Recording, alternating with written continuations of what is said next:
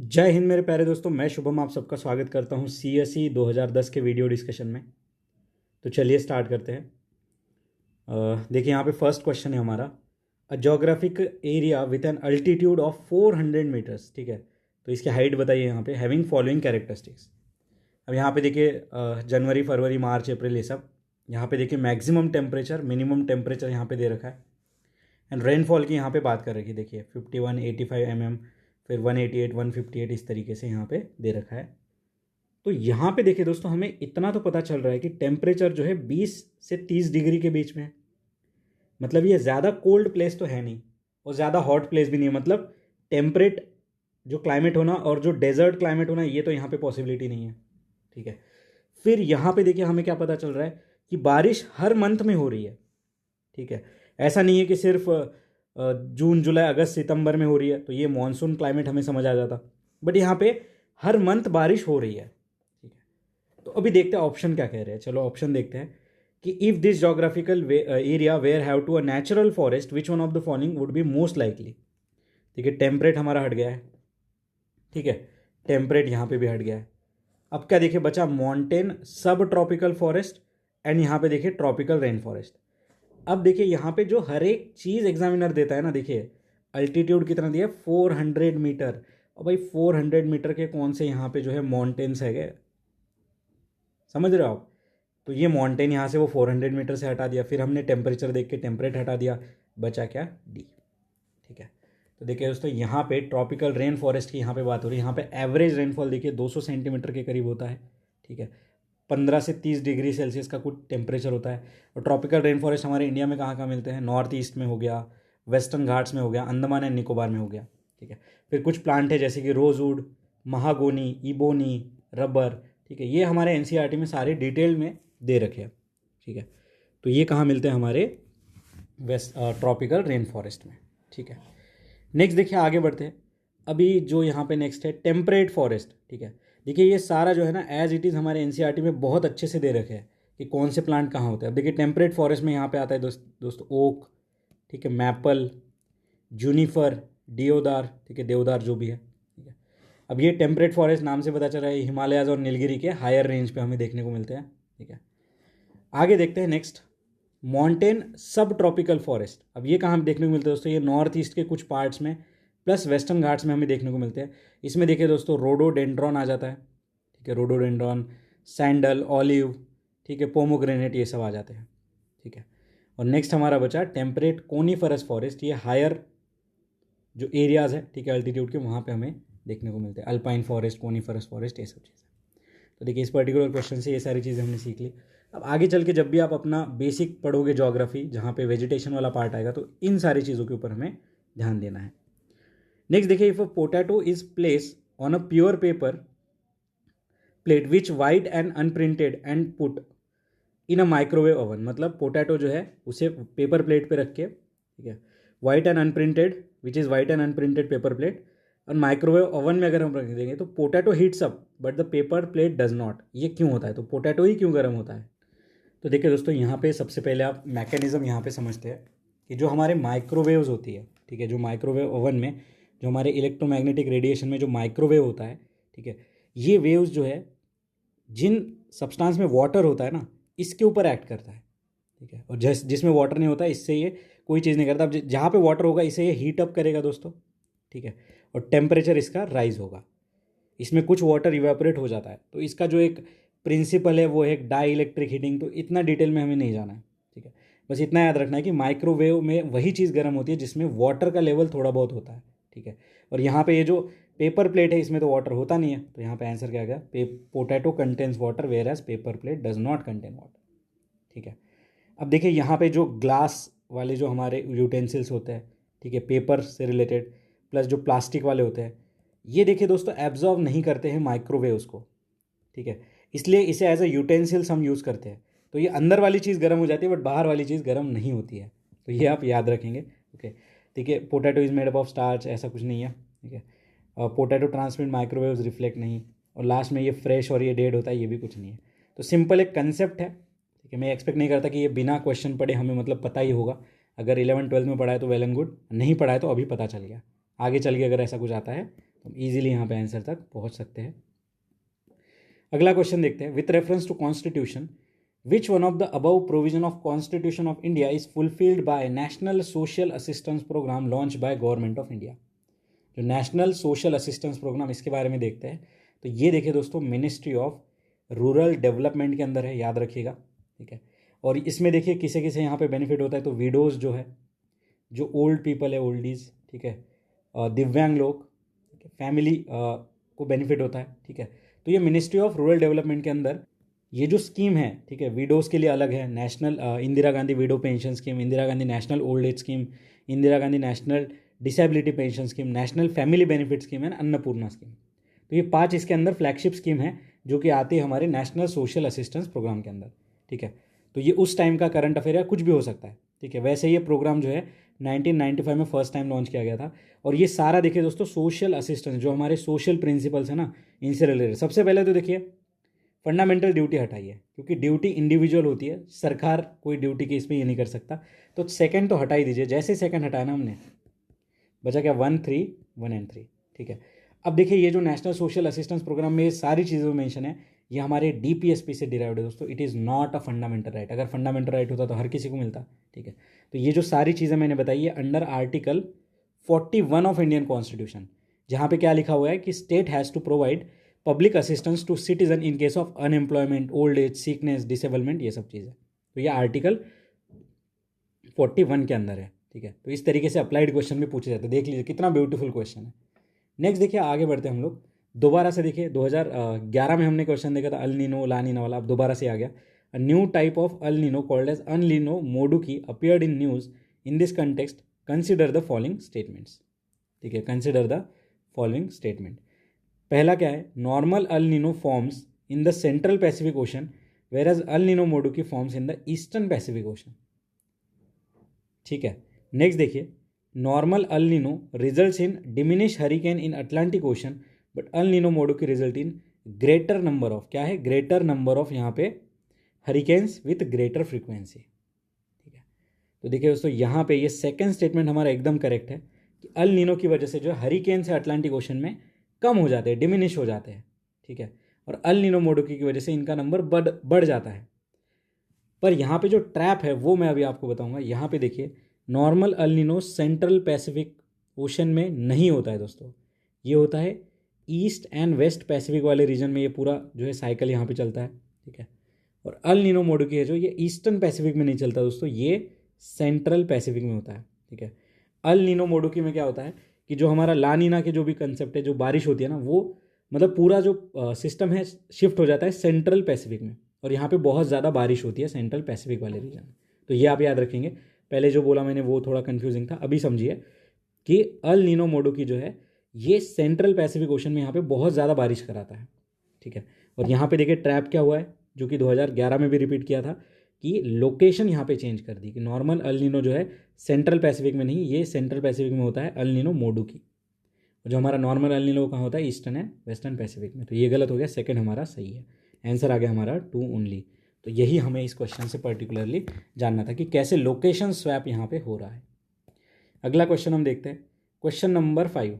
मोन 863 is a variety of मेज। ये न्यूज़ में थी, क्या है भाई, उस साल न्यूज़ में होगी 2011 में।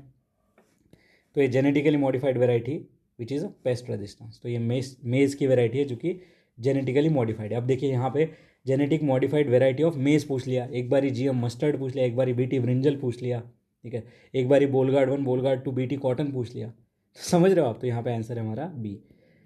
नेक्स्ट देखते हैं। अभी यहाँ पे जो ये क्वेश्चन पेपर थे ना दोस्तों 2009-10, यहाँ पे CSAT के भी क्वेश्चन थे जो कि हम यहाँ पे GS में नहीं कवर कराएंगे, ठीक है।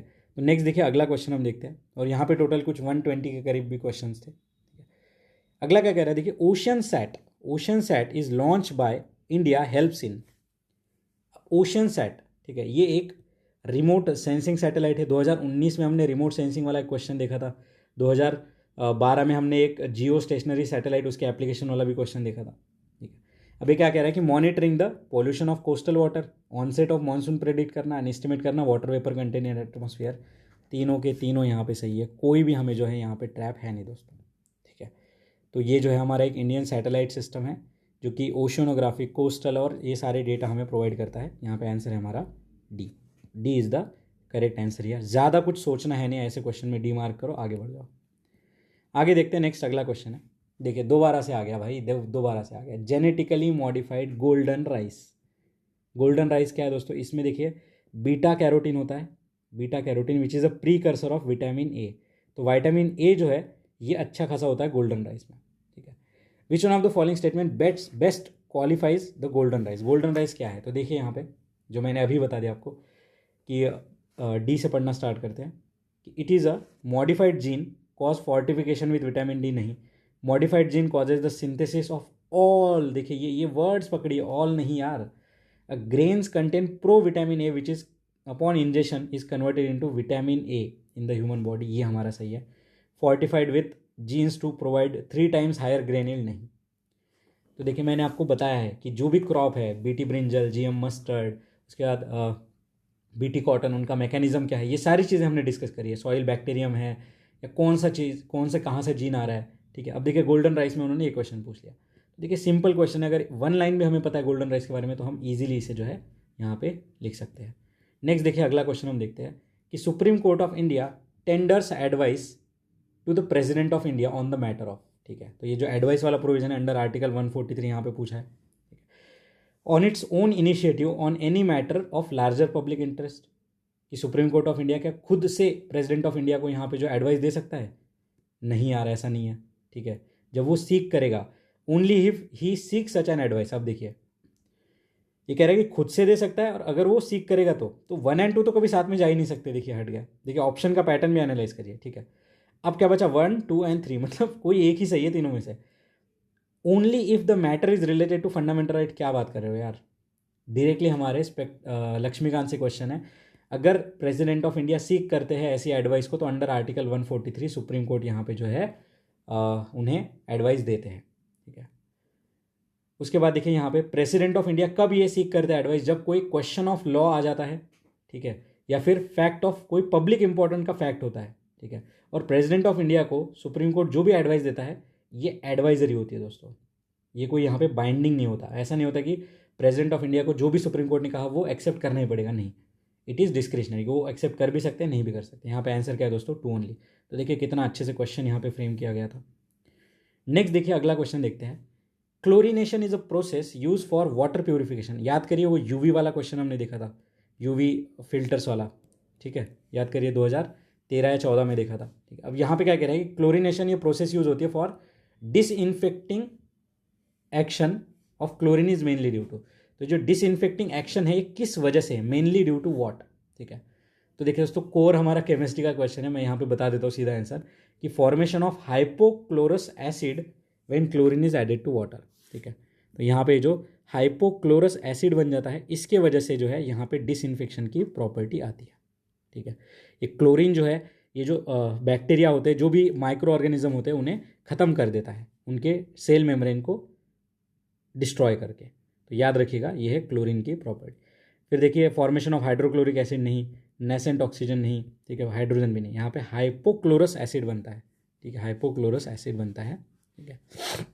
और ये बैक्टीरिया, वायरस, प्रोटोजोआ, इन सब से जो है हमें बचाता है। तो ये क्या है? वाटर प्योरिफिकेशन का एक मेथड, क्लोरीन डाल दो, ठीक है। तो याद रखिए दोस्तों ये बैक्टीरिया एंड वायरस के अगेंस्ट में कारगर साबित है, बट जो प्रोटोजोआस होते हैं, ठीक है, मच्छर हमारे प्रोटोजोआ सिस्ट, इनके अगेंस्ट में ये कारगर यहाँ पे नहीं है, ठीक है, इतना इफेक्टिव नहीं है। और ये जो है सारे वाटर बॉर्न डिसीज़ के लिए जो है ये यूज़ नहीं हो सकता, can not B use against all the water borne pathogens, ठीक है, जैसे प्रोटोजोआ अभी हमने देखा। तो यहाँ पे आंसर है हमारा बी। नेक्स्ट देखिए विथ रेफरेंस टू लोक अदालत which of the following statement is correct, ठीक है। लोक अदालत के हिसाब से कौन सा स्टेटमेंट यहाँ पे करेक्ट है? अब 4 स्टेटमेंट है, none of the above statement गलत, ये तो छोड़ दीजिए। Every Lok Adalat consist of either serving और retired judicial officer only and not any other person. नहीं यार, यहाँ पे तो सोशल वर्कर भी होते हैं, सिर्फ जुडिशियल ऑफिसर नहीं। It can deal with a matter of civil and not criminal nature. नहीं, सिविल प्लस क्रिमिनल दोनों चीज़ें देखते हैं। अब देखिए ऐसा ही एक क्वेश्चन हमने 2017 में देखा था, ग्राम न्यायालय वाला, 2016-17 में ग्राम न्यायालय, कि ये सिविल और क्रिमिनल नहीं देखता, ऐसा कुछ तो बोला था। यहाँ पे भी सेम ही ट्रैप है। तो सिविल क्रिमिनल दोनों देख सकता है। फिर देखिए next, Lok Adalat have jurisdiction to settle the matter at pre litigative stage and not those matter pending before the court. तो ये भी गलत है दोस्तों, तो ये नॉट जो है वो कर सकता है, ठीक है। तो ये यहाँ पे नॉट डाल दिया, यहाँ पे नॉट डाल दिया, यहाँ पे नॉट डाल दिया, तीनों जगह पे नॉट डाल के यहाँ पे गड़बड़ी कर दी, ठीक है। तो ये जो है ना दोस्तों हमारा लोक अदालत ये तीनों चीज़ें कर सकता है, ठीक है, जो हमने यहाँ पे करेक्ट वाला वर्जन भी इसका देखा है। यहाँ पे देखिए नालसा एक बना था, नेशनल लीगल सर्विस अथॉरिटी, ये एक स्टैट्यूटरी बॉडी है जो कि आर्टिकल 39A जो है हमारा फ्री लीगल जस्टिस एड, ठीक है, इससे रिलेटेड ये काम करता है। तो यहाँ पे आंसर क्या है दोस्तों, नन इज़ करेक्ट, ठीक है, तीनों यहाँ पे गलत है। आई होप ये सारा जो है आपको समझ आ चुका होगा। नेक्स्ट देखिए वही यहाँ पे उस टाइम की टेक्नोलॉजी आ गई, देखिए cordless phone, microwave oven, wifi device and Bluetooth device, कि कौन जो है ऑपरेट करता है इस फ्रीक्वेंसी पे। आंसर इसका ऑल ऑफ द अबव है।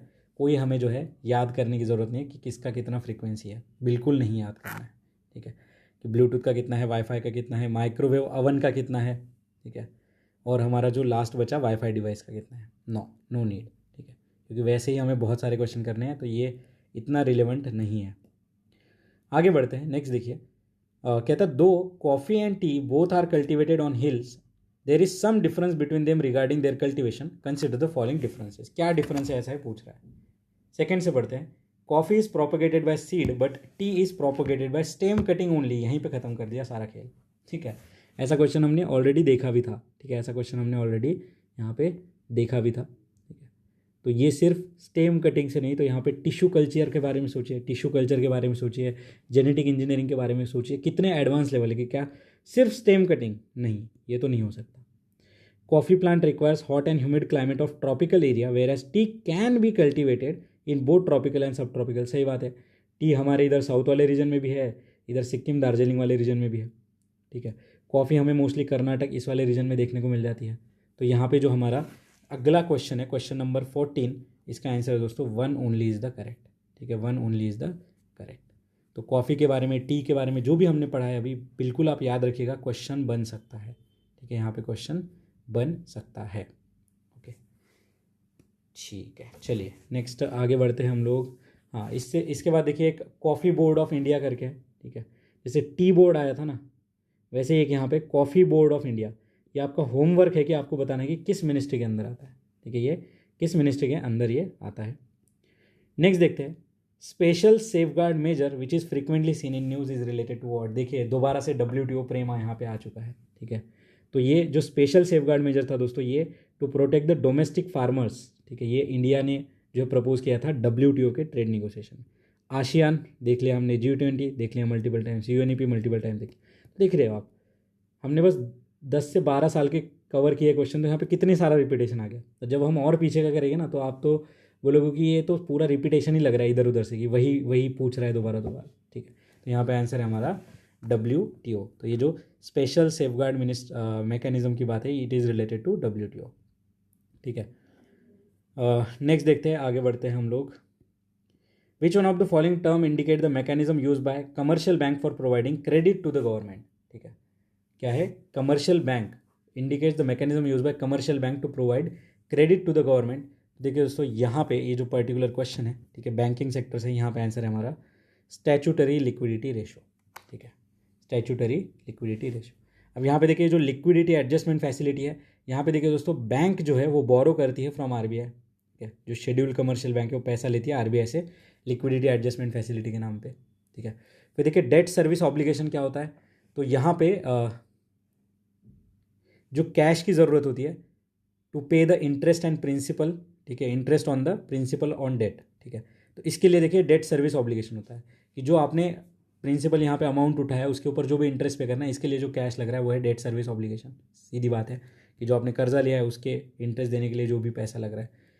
कैश क्रेडिट रेशो, तो देखिए दोस्तों ये CRR कैश क्रेडिट रेशो ये RBI मेंटेन करता है दोस्तों, ठीक है, ये क्या है, ये RBI मेंटेन करता है कैश क्रेडिट रेशो, ठीक है। It is a total deposit held as a reserve by commercial bank mandated by RBI। तो RBI बोलता है कमर्शियल बैंक को कि इतना पैसा तुम्हें जो अपने CRR में रखना पड़ेगा, इतना कैश में रखना पड़ेगा, ठीक है। तो ये रिजर्व होता है जो कि RBI मैंडेट करता है शेड्यूल कमर्शियल बैंक को। बाकी लिक्विडिटी एडजस्टमेंट फैसिलिटी हमने देख लिया, ठीक है। तो ये RBI अलाउ करता है शेड्यूल कमर्शियल बैंक को कि टू बोरो द मनी, ठीक है, और यहाँ पे आंसर है हमारा SLR, ठीक है, स्टैट्यूटरी लिक्विडिटी रेशो, ठीक है। तो यहाँ पे देखिए दोस्तों, जो कमर्शियल बैंक है वो प्रोवाइड करती है, कमर्शियल बैंक देखिए, शेड्यूल कमर्शियल बैंक प्रोवाइड करती है long term credit to government. कैसे? By investing their funds in government security and treasury bills, ये सब चीज़। तो ये दोस्तों यहाँ पे कि how commercial bank helps government by providing credit, तो इट इज़ बाय SLR, ठीक है, it is by SLR। Next देखिए दोस्तों, यहाँ पे जो रेडियो फ्रीक्वेंसी ये सब चीज़ें हैं, तो थोड़ा इसके बारे में आपको बताना चाहूँगा, ठीक है, कि जो हमारा इलेक्ट्रोमैग्नेटिक स्पेक्ट्रम होता है ना, उसके बारे में आप थोड़ी चीज़ याद रखिए यहाँ पे। तो ये लिख लीजिए, सबसे पहले तो यहाँ पे गैमा रेज है, फिर एक्स रेज है, फिर UV रेज है, फिर विजिबल रेज है, फिर इंफ्रारेड है, फिर माइक्रोवेव है, और फिर रेडियो है, ठीक है। तो ये आपने लिख लिया, क्योंकि इस पे क्वेश्चन बन सकता है कभी अगर आ जाए तो। ये याद कैसे रखना है? तो ये याद ऐसे रखना है दोस्तों, गाड़ी XUV, अब XUV गाड़ी हम सबको पता है, गाड़ी कौन सी? XUV इन माई रेंज, मतलब ये मेरे रेंज में है कि मैं इतना पैसा लगा के गाड़ी XUV इन माई रेंज, ठीक है।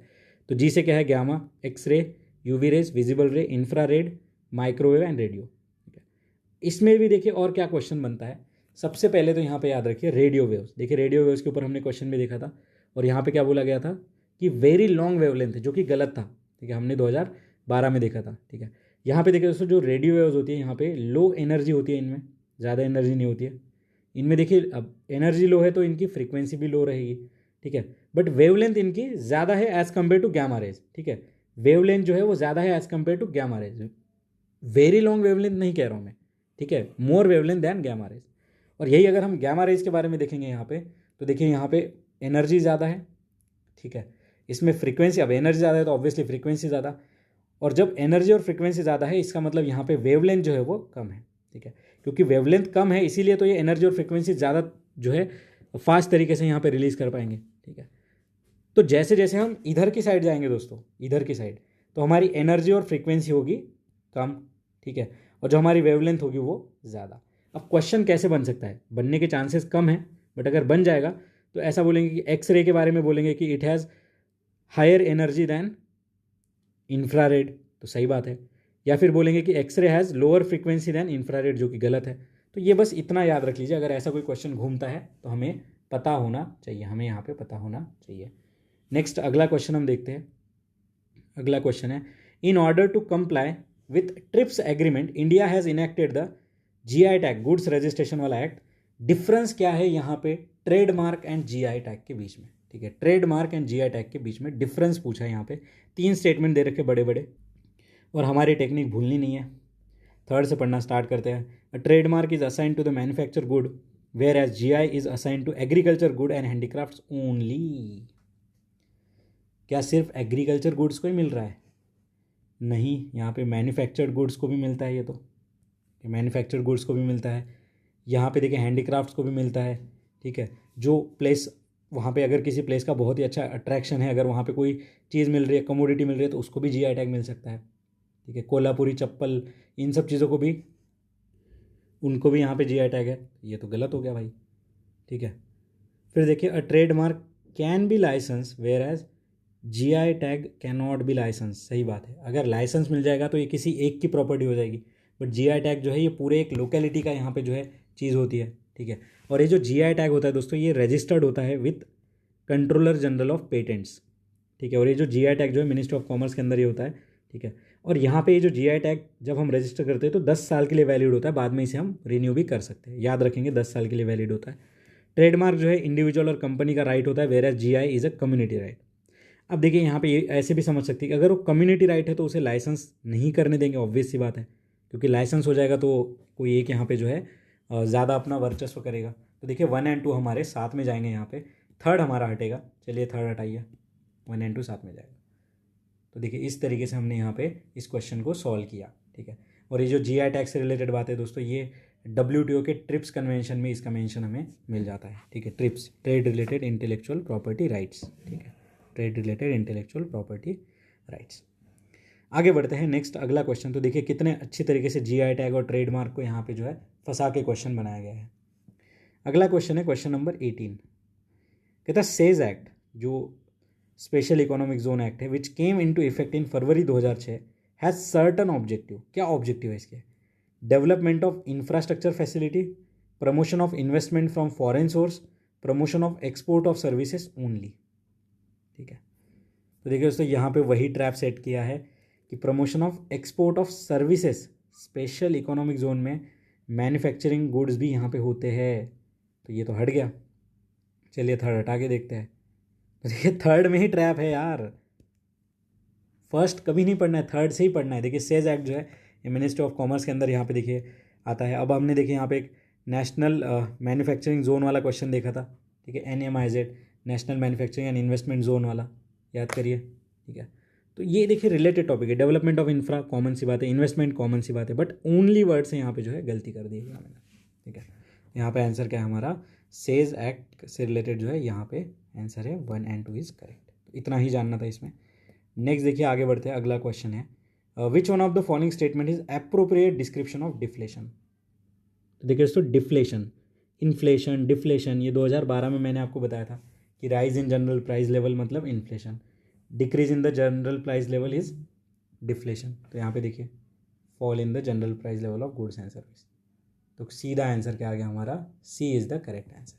ठीक है, फिर देखिए sudden fall in the value of currency against other currency, इसे क्या कहते हैं दोस्तों, डिप्रिसिएशन कहते हैं। ठीक है, और ये है हमारा डिफ्लेशन। नेक्स्ट देखिए आगे बढ़ते हैं, क्वेश्चन नंबर 20 क्या कह रहा है, second statement, India has 4 biodiversity hotspot that is eastern Himalaya, western Ghats and Andaman and Nicobar. ठीक है, फिर कह रहा है biodiversity hotspots are located only in the tropical region. ठीक है, only in the tropical region.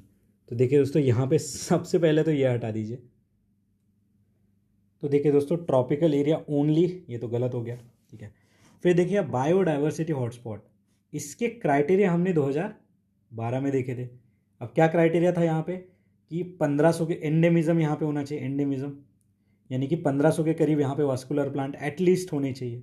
ठीक है, यहाँ पे थ्रेट होना चाहिए हैबिटेट लॉस का, अराउंड 70% प्लांट जब लॉस हो जाते हैं, या फिर इससे रिलेटेड यहाँ पे चीज़ें थी।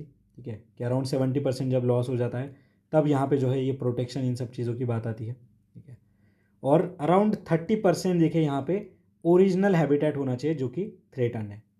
ठीक है, तो इस तरीके से देखिए यहाँ पे 70% लॉस हो चुका है। ये सारे क्राइटेरिया ये हमारे शंकर IAS में भी है कि 70% of native plantation of the region is lost. ठीक है, और नेक्स्ट देखिए यहाँ पे हाई डिग्री ऑफ एंडेमिज्म, ये सब देखा। अब इंडिया में देखिए कहाँ कहाँ पे, देखिए हिमालयाज में है हमारे बायोडाइवर्सिटी हॉटस्पॉट, यहाँ पे पूरा हिमालय आ जाएगा। फिर देखिए इंडो बर्मा वाले रीजन में है, जहाँ पे देखिए हमारा नॉर्थ ईस्ट इंडिया का पार्ट आ जाएगा। यहाँ पे देखिए नॉर्थ ईस्ट इंडिया का पार्ट आएगा एंड म्यांमार, थाईलैंड, वो सारी चीज़ें। ठीक है, फिर देखिए यहाँ पे सुंदालैंड में देखिए यहाँ पे निकोबार ग्रुप ऑफ आइलैंड जो हमारे वो आ जाएंगे। ठीक है, और फिर बचा देखिए यहाँ पे वेस्टर्न घाट्स एंड श्रीलंका, तो ये वेस्टर्न घाट्स तो हमारे पूरे आ जाते हैं। ठीक है, तो यहाँ पे देखिए दोस्तों अंडमान एंड निकोबार आइलैंड्स का हमें मेंशन नहीं मिलता है। ठीक है, जो लिस्ट ये सारी चीज़ें मैंने देखी, ठीक है, उस हिसाब से इसका मेंशन नहीं मिलता है, तो आंसर यहाँ पे डी बनेगा। बट एक रेफरेंस मिला है 2010 के आंसर की, तब के हिसाब से, अब शायद इसमें चेंजेस भी होंगे उसके बाद में, उन्होंने ये सही दिया है। ठीक है, तो इसलिए ये क्वेश्चन थोड़ा डाउटफुल है, बट अभी के हिसाब से जितने एक्सप्लेनेशन मैंने सर्च करे हैं, ठीक है, जो बायोडाइवर्सिटी हॉटस्पॉट है उनकी जो साइट्स पे जाके देखा है, ठीक है, तो वहाँ पे इसका मेंशन मुझे नहीं मिला। तो अभी के हिसाब से हम यहाँ पे आंसर डी मार्क करेंगे। ठीक है, तो D is the answer here. Next देखते हैं क्वेश्चन नंबर 21। ठीक है, क्वेश्चन नंबर 21 क्या कहना चाह रहा है कि wide spread resistance of malaria parasite to the drug like chloroquine has prompted attempt to develop Malarian vaccine to combat malaria, but why it is difficult to develop the malaria vaccine। अब देखिए ये जो malaria है एक parasite की वजह से हो रहा है, यहाँ पे ड्रग है क्लोरोक्विन, बट यहाँ पे वैक्सीन बनाने की बात हो रही है और वैक्सीन बनाना इतना ज़्यादा कारगर है नहीं, ऐसा ही बोल रहा है। ठीक है, तो यहाँ पे देखिए दोस्तों man is only an intermediate host and not a definite host, गलत। ठीक है, ऐसा कोई इसका रीज़न है नहीं। Vaccine can be develop only against bacteria, ये भी गलत। नेक्स्ट देखिए man does not develop immunity to malaria during natural infection, गलत। Malaria is cause by several species of plasmodium, ये यहाँ पे सही है दोस्तों। ठीक है, अब कैसे देखिए यहाँ पे प्लाज्मोडियम जो है इसके बहुत सारे जो है वेरिएंट कह सकते हैं, जैसे कोविड के वेरिएंट थे, तो जो कोविड की एक वैक्सीन हमने बनाई वो किसी दूसरे वेरिएंट के ऊपर जो है कारगर साबित नहीं, वैसे ही मलेरिया जो है यहाँ पे प्लाज्मोडियम फाल्सीपैरम, प्लाज्मोडियम मलेरिया, ऐसे अलग अलग नाम है, 4-5 जो है इनके स्पीशीज़ है, ठीक है, इस प्लाज्मोडियम के, इस वजह से जो है यहाँ पे वैक्सीन बनाना इफ़िशियंट नहीं है। कहीं कहीं पे आपको बी आंसर मिल जाएगा, वो सही नहीं है, ठीक है। इस पर बहुत सारी चीज़ें मैंने पढ़ी है, देखा है, और उसके बाद मैं यहाँ पे आंसर बता रहा हूँ। यहाँ पे आंसर है हमारा करेक्ट ए, ठीक है। सेवरल स्पीशीज़ होने की वजह से, देखिए नॉट ओनली, ओनली वैसे ही हमारे एक्सट्रीम वर्ड वाला अगर हम लॉजिक लगाए तो गलत है, ठीक है। नेक्स्ट देखिए अगला क्वेश्चन हम देखते हैं, क्वेश्चन नंबर 22। क्या कह रहा है ये कि करेक्ट पूछा है, in a wildlife sanctuary limited biotic interference is permitted. देखा था हमने कि ऐसे कौन सी जगह है जहाँ पे किसी भी प्रकार का जो है इंटरफेरेंस नहीं है, वो नेशनल पार्क था हमारा, ठीक है।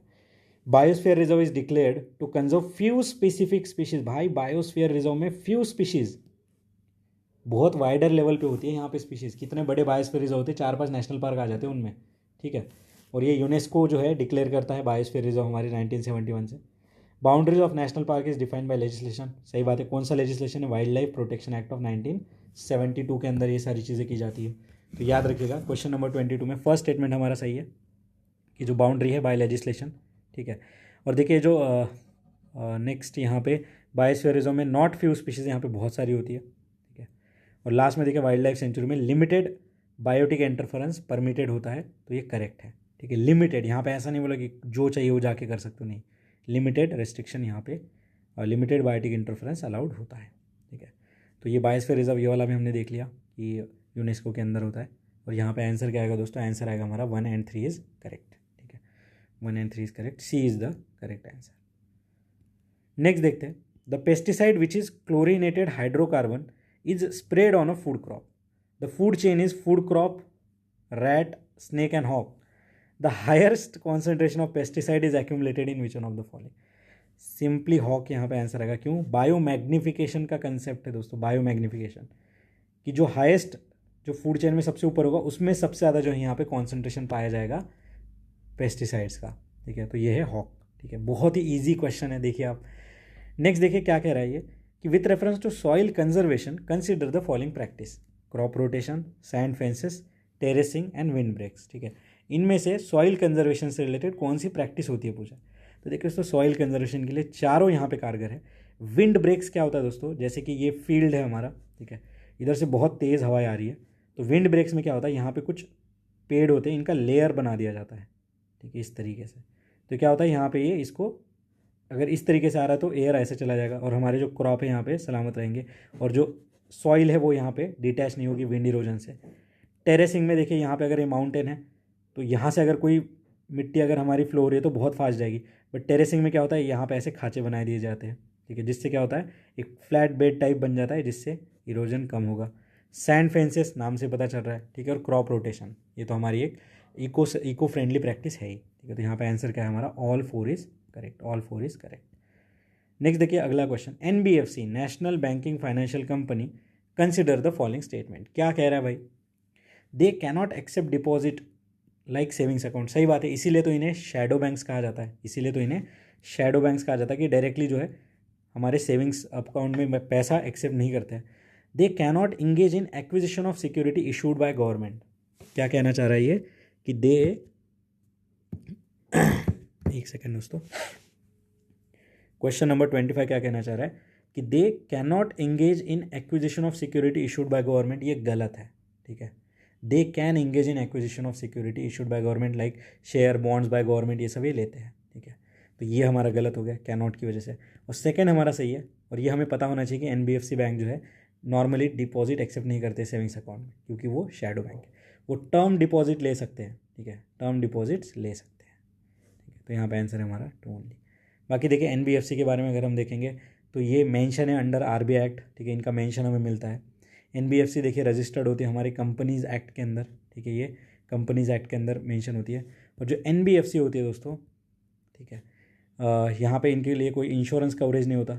जैसे हमें पता है कि बैंक में अगर हमारा पैसा डूबता है तो हमें इंश्योरेंस कवरेज मिलता है insurance regulatory development authority of India से, बट यहाँ ऐसा कुछ नहीं है, ठीक है। NBFC वाले चेक यहाँ पे नहीं दे सकते हैं, ये नॉट इशू चेक, और यहाँ पे टर्म डिपॉजिट ये ले सकते हैं, सेविंग्स अकाउंट वाला नहीं। तो यहाँ पे आंसर क्या है हमारा, 2 ओनली इज़ द करेक्ट, ठीक है, 2 ओनली इज़ द करेक्ट। और यहाँ पे देखिए क्या सारे NBFC यहाँ पे डिपॉजिट एक्सेप्ट नहीं कर सकते, नहीं, only those NBFC which have specific authorisation from RBI वो एक्सेप्ट कर सकते हैं।